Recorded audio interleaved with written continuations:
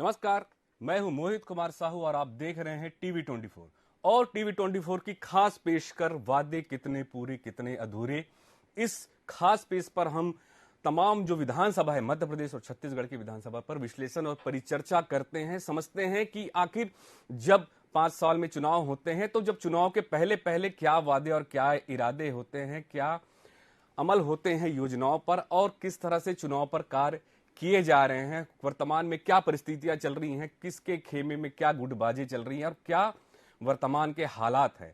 प्रथम चरण की अगर हम बात करें, छत्तीसगढ़ में प्रथम चरण में चुनाव हो रहे हैं। 7 नवंबर को चुनाव होने वाले हैं। उसकी मतदान की प्रक्रिया लगभग जो है वो चुनाव आयोग लगातार कर रही है। फोर्स बस्तर जैसे जगह पे लगातार सर्चिंग कर रही है और पूरी सुरक्षा व्यवस्था के साथ वहां पर मतदान की प्रक्रिया को करने में लगी हुई है। हालांकि 7 नवंबर को मतदान है। इससे पहले लगातार जो प्रत्याशी हैं वो घर घर जाकर अपनी बातों को, अपने वादों को लोगों तक, जन जन तक पहुंचा रहे हैं, जिससे वो वोट पा सके, वोट उन्हें ज्यादा से ज्यादा मिल सके। बड़ी पार्टियों की बात करें, कांग्रेस और भाजपा छत्तीसगढ़ में अब का ही दबदबा रहा है और हम सिर्फ बस्तर की फिलहाल भी बात करते हैं। हम बस्तर विधानसभा की 2 जो हॉट सीट है हम उस पर चर्चा करेंगे। आज हमारे साथ इस परिचर्चा में हमारे संपादक मोहन तिवारी जुड़े हैं। मोहन जी, हमारा आपका चैनल में आपका बहुत बहुत स्वागत है। इसके अलावा विनीत तिवारी नारायणपुर से जुड़ेंगे, हमारे संवाददाता। मैं आपको थोड़ा सा संक्षेप में बताना चाहूंगा। भानुपुर प्रतापपुर जो सीट है नक्सल प्रभावित क्षेत्र है और पिछले बार की बात करें कांग्रेस से चंदन कश्यप ने विजय हासिल किया था और वहां से पूर्व मंत्री रहे केदार कश्यप, आदिम जाति कल्याण मंत्री और शिक्षा मंत्री थे, उन्हें भारी मतों से हराया भी था। इस बार फिर दोनों आमने सामने हैं और कांटे की टक्कर वहां पर देखने को मिलेगी। वहां की जनता क्या चाहती है, कितने वादे पूरे हुए और कितने अधूरे। हम दूसरे सीट पे बात करेंगे। दूसरी सीट है हमारी भानु प्रतापपुर और भानु प्रतापपुर में वर्तमान में सावित्री मंडावी कांग्रेस की वहां पर प्रत्याशी है और विधायक भी रही हैं। और बात करें गौतम उइके भाजपा से, इस बार उन्हें दांव खेला गया है। भाजपा ने युवा प्रत्याशी है, युवा लोगों में काफी लोकप्रिय हैं। तो निश्चित रूप से दोनों अगर हम बात करें विधानसभा की तो खासा हॉट सीट है। मोहन जी, हम आपसे 2 मिनट इस पे विषय पे चर्चा चाहेंगे कि आखिर ये 2 बड़े विधानसभा हैं, इसको आप कैसे देखते हैं? बड़े लगातार इस पे पूरे प्रदेश की नजर रही है। जी देखिए, 2 विधानसभा ये इसलिए ज्यादा महत्वपूर्ण है क्योंकि इन सीटों पर जो प्रतिष्ठा है वो कांग्रेस की ज्यादा दांव में लगी हुई है। वजह एक, पहले तो भानु प्रतापपुर सीट जो कि मनोज मंडावी की सीट थी, 2018 में उनको पार्टी ने विधानसभा का उपाध्यक्ष बनाया, उनकी हार्ट अटैक से मौत हुई, उसके बाद उपचुनाव हुआ। उपचुनाव के बाद सावित्री मंडावी वहां विधायक है। अब इस सीट को बरकरार रखना है कांग्रेस की जिम्मेदारी, इसीलिए कांग्रेस इस सीट को हर हाल में जीतना चाहती है। नारायणपुर जो सीट है वो नक्सल प्रभावित क्षेत्र भी है, साथ ही ये वो सीट है जहां पर केदार कश्यप 15 साल लगातार जीत के बाद मंत्री बने रहे। ऐसे में केदार कश्यप को हराकर जब ये सीट कांग्रेस ने छीनी है, इस सीट को इस बार के चुनाव में अगर वो खो देगी तो वहां एक लॉस हो जाएगा और एक मैसेज भी जाएगा, क्योंकि एक आदिवासी बड़े लीडर के रूप में जो केदार कश्यप हैं उनकी छवि बनी हुई है। तो उस सीट के जीत के साथ बस्तर के कई समीकरणों को कांग्रेस साधना चाहती है और इसलिए ये दोनों सीट काफी महत्वपूर्ण है। मुद्दे और वादों की अगर हम बात करें तो कांग्रेस ने काफी लंबा चौड़ा जो घोषणा पत्र बनाया था उसमें सीट वाइज भी फोकस किया था कि किस सीट में क्या लोग चाहते हैं, उनको शामिल किया था। उसमें जो सबसे बड़ी मांग हमें इन दोनों सीटों में देखने को मिली है वो है, उपचुनाव में भी ये उठी थी कि भानु प्रतापपुर को अलग जिला बनाया जाए।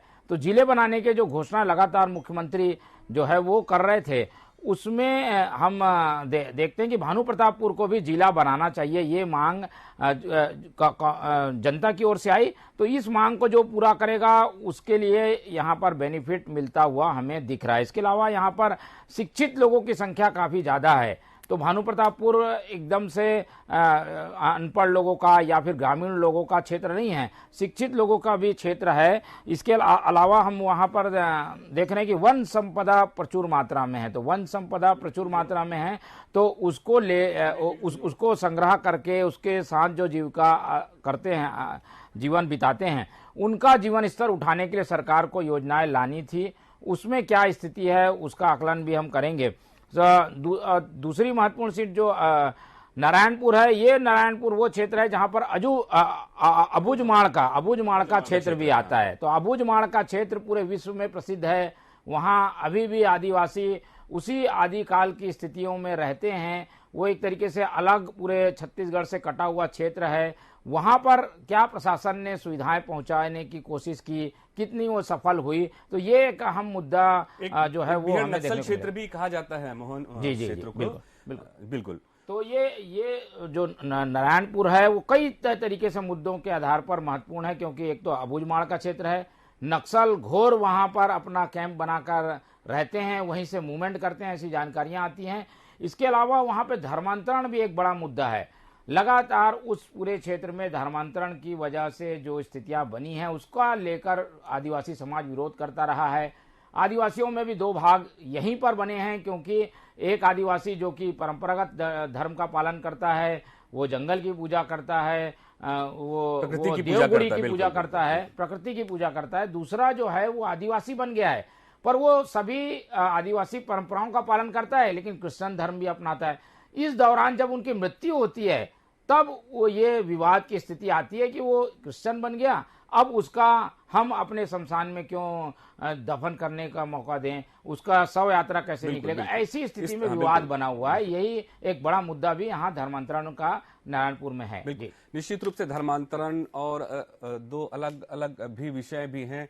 हम बहुत ज्यादा इन विषयों पे नहीं जाना चाहते, लेकिन हमारा मुद्दा और हमारा जो विषय है, विश्लेषण है, हम सिर्फ चाहते हैं कि प्रदेश का विकास हो, उस क्षेत्र का विकास हो। यदि जनप्रतिनिधि को वोट देकर जनता उन्हें प्रतिनिधि बनाती है, अपना वहां पर सब वर्चस्व सौंपती है कि आप हमारे क्षेत्र का विकास करें, यदि विकास ना हो और नेता मंत्री खुद का विकास करे तो ये बेहद खराब स्थिति होती है। इसलिए लगातार भ्रष्टाचार भी बढ़ता है। लेकिन अबुझमाड़ और बस्तर जैसे क्षेत्रों की बात करें, आज भी विकास से कोसों दूर है। नारायणपुर और भानु प्रतापपुर की बात करें, शहरी क्षेत्र और युवा और जागरूक ज्यादातर भानु प्रताप में देखे जा सकते हैं। नारायणपुर क्षेत्र भी पढ़े लिखे लोग हैं, लेकिन ज्यादातर आदिवासी वर्ग है और छोटे छोटे टुकड़े में गांव में बसे हैं। पहाड़ी क्षेत्र है, जंगल क्षेत्र है, भीषण जंगल क्षेत्र, और तीसरा वहां पर नक्सलवाद बेहद जड़ें बना रखी है। तो निश्चित रूप से वहां पर चुनाव जो है बेहद मुश्किल होता है, लेकिन फिर भी वहां पर तमाम जो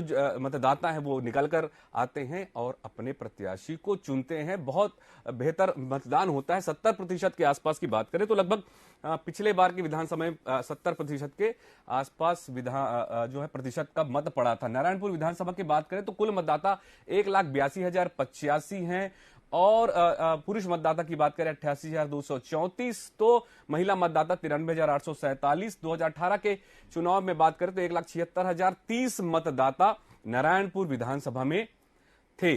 अगर हम भानु प्रतापपुर की बात करें तो भानु प्रतापपुर में भी लगभग स्थितियां लगभग सेम है। 2,28,026 के आसपास जो है वहां कुल मतदाता हैं और चुनाव में 2018 में कुल मतदाताओं की संख्या 1,90,000 थी। वर्तमान में तो लगभग 2 लाख के आसपास है और 98,549 पुरुष, तो महिला 1 लाख, कम से कम 2 से 2,500 अधिक महिलाओं की संख्या इस भानु प्रतापपुर क्षेत्र में। और महिला भी वहां पे प्रत्याशी है कांग्रेस की सावित्री मंडावी। अभी हम सीधे हम भी रुख करेंगे भानु प्रताप की ओर। मैं अपने सहयोगी से चाहूंगा कि वो भानु प्रतापपुर से हमारे जो सहयोगी है विनीत सक्सेना से जोड़े और उनसे बात करें। जब तक जुड़ते हैं हम मोहन जी से और भी छोटा सा विश्लेषण लेते हैं। ठीक है जी मोहन जी। इसमें देखिए सबसे महत्वपूर्ण बात है भानु प्रतापपुर में वो है महिला वोटर। कुछ गिनी चुनी सीटें हैं जहां पर पुरुष से ज्यादा महिला वोटर है। तो भानु प्रतापपुर में आप देख पा रहे हैं कि महिला वोटरों की संख्या 1,04,000 के आसपास है, जबकि पुरुष जो है वो 98,000 के आसपास है। ऐसे में महिला वोटर एक बड़ी भूमिका निभाएंगे। महिला वोटरों की संख्या ज्यादा है, वोटिंग में भी जो परसेंटेज सामने आता है उसमें महिला वोटर ज्यादा जागरूक नजर आते हैं। पुरुष कोई काम में गया होता है, कहीं और गया होता है, इस वजह से थोड़ा वोटिंग परसेंटेज भी होता है वो पुरुष का कम देखने को मिला है। लेकिन भानु प्रतापपुर में महिला उम्मीदवार जब कांग्रेस ने उतारा है तो ये फैक्टर थोड़ा सा काम करता हुआ दिखाई दे रहा है। भानु प्रतापपुर में हालांकि कई मुद्दे भी हैं, लेकिन एक स्वाभाविक रूप से वोटरों की संख्या है जिसमें महिला वोटर ज्यादा होना एक अच्छा संकेत है। कांग्रेस महिला उम्मीदवार को अगर उतार रही है, लेकिन काफी मुद्दों पर भी चर्चा होगी। तो मुद्दे क्या हैं उस पर ज्यादा निर्भर करेगा कि वो वोट जो है शिफ्ट किधर होगा। महिलाओं के लिए कितना काम हुआ है, महिला के लिए सरकार ने क्या काम किया है, महिला वोटर जो ज्यादा है जहां जहां, उनमें से भानु प्रतापपुर भी एक बड़ी सीट है। जी बिल्कुल बिल्कुल। तो हम नारायणपुर विधानसभा सीट के बारे में अपने दर्शकों को बताएंगे। 2003 में बीजेपी, 2008 में केदार कश्यप बीजेपी और 2013 में बीजेपी फिर से केदार कश्यप और 2018 में चंदन कश्यप नारायणपुर सीट से जीत दर्ज की थी। 50 भाजपा की उस समय अगर बात करें तो 75% भाजपा को वोट और कांग्रेस को प्रतिशत जो था वो 25% के आसपास नारायणपुर सीट में देखने के लिए मिला था। और 2003 में विक्रम उसेंडी जो उस वक्त सांसद भी थे और वन मंत्री भी रहे थे, उसके बाद उन्हें टिकट मिली, जीते भी विधानसभा में, वन मंत्री भी रहे। केदार कश्यप जीते, वो लगातार मंत्री रहे। उसके बाद अगर हम बात करें 2013 में भी केदार कश्यप जीते, वो भी लगातार मंत्री रहे। केदार कश्यप की बात करें, बलीराम कश्यप के पुत्र हैं, काफी अच्छा खासा रसूख है उस क्षेत्र में, अच्छा खासा दबदबा है। बलीराम दादा के नाम से लोग आदिवासी उन्हें पूजते हैं। ये भी बताया जाता है कि बलीराम जो दादा थे वो जब भाजपा का या जनसंघ का बहुत कुछ वर्चस्व नहीं था पूरे छत्तीसगढ़ में, तब वो झंडे पे झंडे लेकर साइकिल पर जाया करते थे और लोगों में अलख जगाते थे अपनी पार्टी को लेकर, अपने विचारों को लेकर, पार्टी के विचारों को लेकर। तो इस तरह की चीजें भी थी। और हम अपने सहयोगी से कहना चाहेंगे कि वो जल्द से जल्द विनीत को, अगर हम जुड़ रहे हैं तो प्लीज उन्हें जरूर जोड़े। हम कुछ वहां के जो वहां पे मतदाता हैं उनसे हम चर्चा करने चाहेंगे कि वहां पे अभी वस्तु स्थिति क्या है, कैसी चल रही है, किस तरह की तैयारियां हैं, वादे कितने पूरे हुए थे, कितने अधूरे हुए हैं और क्या स्थिति चल रही है। विनीत कैसे हैं आप? विनीत मेरी आवाज जा रही है आपको? विनीत आप मेरी आवाज सुन रहे हैं?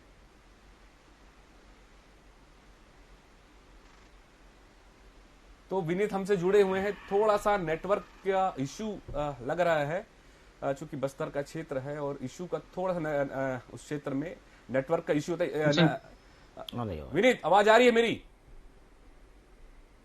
आवाज नहीं आ रही है अभी। अच्छा चलिए आप बोलिए, पूछिए, बात करिए, वहां जो मतदाता है उनसे बात करते रहिए। फोन कट गया, आवाज नहीं आ रही। कोई बात नहीं, आप मतदाताओं से बात करिए, मतदाताओं से बात करिए आप। जी, तो विनीत हमारे साथ जुड़े हुए हैं नारायणपुर से और आप देख सकते हैं कि किस तरह से लोग जो है भी नामांकन की प्रक्रिया हुई थी तो गाजे बाजे के साथ अपना नामांकन। हेलो विनीत, आप मुझे सुन रहे हैं? बोलिए। हाँ विनीत जी। विनीत, हाँ विनीत, आप काफी वहां पर काफी संख्या में मतदाता खड़े हैं, आप उनसे जरूर पूछिए कि कितने विकास हुए हैं, विकास के क्या मायने हैं और किस तरह का विकास चाहते हैं आदिवासी क्षेत्र में, भानु प्रतापपुर और नारायणपुर में। जी जी बिल्कुल, जिस प्रकार की तस्वीर देखी जाए कि अगर भानु प्रतापपुर की बात करें, नारायणपुर की बात करें, भानु प्रतापपुर जो विकास की तस्वीरों में है क्योंकि वहां पे शिक्षित मतदाता है, लेकिन जहां नारायणपुर की जब बात आती है तो वहां पे कहीं न नक्सलवाद एक हावी नजर आया है। और भानु प्रतापपुर की बात करते हो लगातार जो जिले की मांग को लेकर पीछे अपने उपचुनाव में देखा था, ब्रह्मानंद नेताम जी भी खड़े हुए थे, जिस प्रकार के बलात्कार के उन पर आरोप लगे तो कहीं ना कहीं कांग्रेस पार्टी हावी हुई। इस प्रकार का लगातार जो भानु प्रतापपुर की बात करें तो जिला की मांग को लेकर लगातार वहां पे मांग होती रही, आम जनता उस पर नाराज भी नजर आई। लेकिन एक विषय बहुत बड़ा गंभीर है क्योंकि जैसी अगर सीएम साहब की बात करी जाए तो अंतागढ़ और भानु प्रतापपुर में एक टकराहट है कि जिला किसको बनाया जाएगा, क्योंकि अगर मालूम भानु प्रतापपुर को जिला बनाया जाता है तो कहीं ना कहीं कांग्रेस पार्टी को या जो भी दल होगा वहां अंतागढ़ के लोग नाराज नजर आते आएंगे। लेकिन फिलहाल अगर बात करें यहाँ पे विकास की तस्वीरों को, तो हमारे साथ कुछ लोग जुड़े हैं, उनसे हम समझने का प्रयास करेंगे कि वाकई में 5 सालों में सरकार ने जो दावे किए थे, संक्षेप में जल्दी पूछते जाइए, समय हमारे पास कम है, बिल्कुल पूछते जाइए आप। जी, विकास है आपको जो तस्वीरें बदली गई थी, जो दावे किए थे कांग्रेस पार्टी ने, क्या वो 5 सालों में आप उसे सरोकार रखते हैं, तस्वीर बनती है? सर जो 5 साल की बात कहा जाए, काम की बात कहा जाए, लगभग क्षेत्र के रोड की बात कहा जाए या पुल पुलिया की बात कहा जाए, लगभग कहा जाए 50-50% ये विकास हुआ है और 50 से 75% हुआ है। और हम यही चाहते हैं कि आने वाला जो 25% वो भी काम पूरा होने को हम यही चाहते हैं। 2 से 3 मिनट, 3 चलिए मिनट आप खत्म आशा करें। करते हैं। अब क्या लगता है कि जिस प्रकार की तस्वीरों पे दावे किए गए 50 से 75% विकास हुआ बोला जा रहा है, पूरे बस्तर की बात करें, बस्तर की सियासत का एक मेन अहम मुद्दा होता है कि 12 की विधानसभा सीटों में बस्तर की बहुत जो सीटें होती हैं वो सियासत पे अपनी दस्तक देती है और वो सीटें अहम होती हैं। पूरे बस्तर की अगर हम बात करें, नारायणपुर, कोंडागांव, जगदलपुर, जितनी बातें, क्या लगता है कि आदिवासी बहुल क्षेत्र में जो विकास की तस्वीरों को जो दावे कर रहे हैं थे वो तस्वीर हो रहे हैं?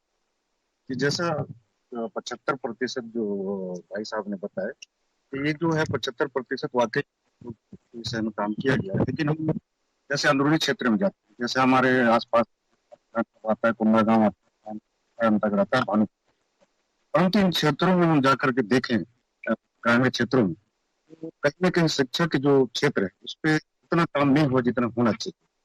क्योंकि आज भी गाँव में जो स्कूल संचालित होते हैं, वो कोटा केबिन के स्कूल में अधिकतर स्कूल संचालित होते हैं। आप जाकर के देखेंगे तो बड़े बड़े क्षेत्र दिखेंगे, जैसे कांकेर जिला का हो गया, नारायणपुर क्षेत्र का तटीय क्षेत्र, कोंडागांव विधानसभा क्षेत्र के तटीय क्षेत्र है। आप यदि जाकर के देखेंगे वहाँ पे, तो निश्चित रूप से शिक्षा के क्षेत्र में उतना काम नहीं हो पाया जितना होना चाहिए। और शिक्षा के क्षेत्र में आपको शिक्षा का लगता है कि शिक्षा क्षेत्र में और अगर बेहतर कार्य होता तो आदिवासी बहुल क्षेत्र में या अन्य जो भी यहाँ पे और वो भी रहते हैं, समाज के लोग रहते हैं, विकास की तस्वीरों में क्या परिवर्तन आता है? जैसे शिक्षा के क्षेत्र में देखा गया है कि बहुत से क्षेत्रों में 12वीं पास करने के बाद उस गांव के लड़के लड़कियां उस क्षेत्र से नहीं निकल पाते। उस क्षेत्र में कॉलेजों की मांग, आईटीआई की मांग, ये बहुत पुरानी मुद्दा है। इन्हें भी हम सरकार से निवेदन करेंगे कि ये हमारे लिए बहुत जल्द से जल्द ये प्रारंभ करवा दें।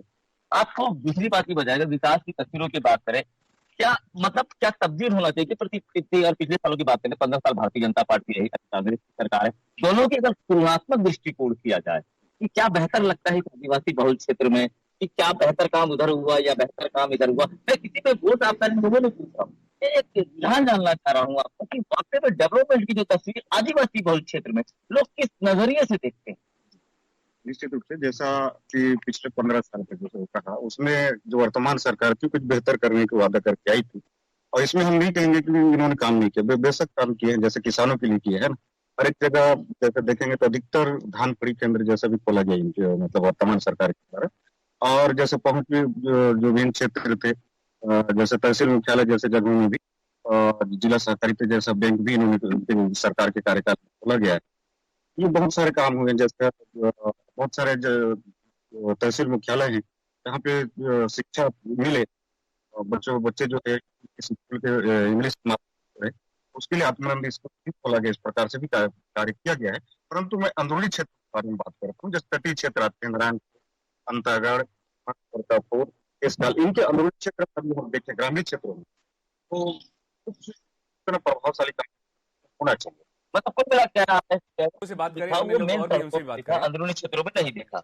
मेरे अन्य लोग हैं, उनसे भी बात करें। सबसे शॉर्टकट में जल्दी जल्दी बात करें, समय की थोड़ी सी हमारे पास कमी है। आप तो थोड़ा तस्वीर दिखा रहे थे, आप बार बार सवाल करना चाह रहे थे मेरे से, क्या चाहते हैं आप, क्या लगता है डेवलपमेंट? मेरे को ना केवल कुछ नहीं चाहिए, ये रोड हो गया, अभी 15 साल नहीं बनाया था वो 2 साल में बनाया है, 2 साल में अभी के विधायक बनाया है, तो कोई बाप के माँ के लाल नहीं बना इसे। चलिए ठीक है। और फिर देखिए, सुनना सर थोड़े से, और कॉलेज कॉलेज जाना है कहाँ, ये रायपुर, दुर्ग, भिलाई, वहाँ नहीं होना चाहिए। चलिए, हमारे यहाँ अंतर्गत कई में प्रकार की होना नाराजगी भी चाहिए। देखी जा रही है, कई निश्चित प्रकार रूप का वो भी दिखा जा रहा है, कई प्रकार लोग कई हैं जो सरकार से संतुष्ट भी नजर आ रहे हैं और कई लोग की नाखुशी भी नजर आ रही है कि जो डेवलपमेंट की तस्वीर जो देखना था वो सही तरीके से, अगर अंदरूनी क्षेत्र की अगर बात की जाए तो सही तरीके से तस्वीर नहीं दिखी। और वही कोई तस्वीरें ऐसी कि जो विकास की तस्वीरों को मान भी रहा है कि 5 साल का जो कांग्रेस पार्टी की सरकार थी उसने बेहतर काम किया। बिल्कुल विनीत, धन्यवाद आपसे। आपसे आपसे तमाम जो विषय पर चर्चा हुई और आपने जो मतदाताओं से चर्चा कराया, काफी रोष भी दिख रहा है, काफी काम होने बाकी हैं बस्तर क्षेत्र में। प्रत्याशी वादे करते हैं लेकिन पूरे नहीं करते, अधूरे हैं। आप देख सकते हैं कि किस तरह से एक मतदाता है, कितना रुष्ट और कितना आक्रोश था। तो ये चीजें नहीं होनी चाहिए। अगर आम मतदाता अगर अपना प्रत्याशी चुन रहे तो निश्चित रूप से उस क्षेत्र के, अपने परिवार के, उस क्षेत्र के, अपने गांव के, अपने शहर का विकास चाहता है, तो निश्चित रूप से विकास होने चाहिए। इस खास पेशकश में आज इतना ही। हमसे जुड़े रहे उसके लिए धन्यवाद।